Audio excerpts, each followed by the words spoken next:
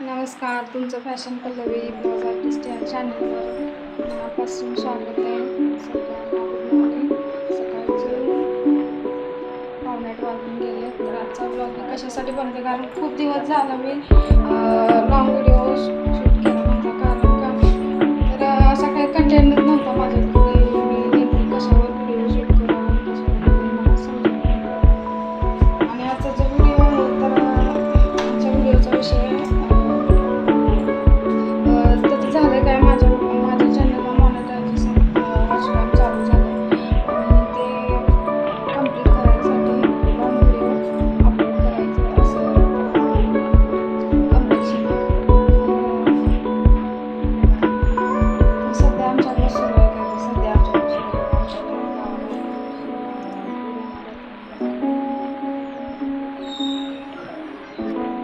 तर आम्ही असा पुराच्या भीतीने ना पसारा बांधून टाकला आणि आता पुराचं पाणी साधं दारापर्यंत पण आलं नाही. हा पसारा लावायचा मला वाटतं, कारण कुठलीच वस्तू सरळ नीट सापडत नाहीये.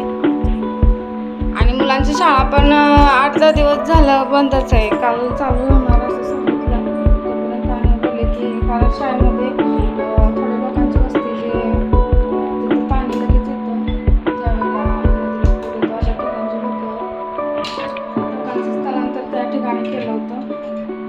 तिथे राहिलेले, त्यामुळे त्यांना घरी पाठवले. नंतर शाळेत नाही का वाहन वगैरे होते, त्यामुळं शाळा काल पण बंद आहे आणि आज पण बंद आहे. त्यामुळे मुलांचं पण पावसामुळे किती नुकसान होते. माणसांचं होतंय ते होतंय आणि मुलांचं पण होतंय. त्यामुळे यंदा पाऊस पण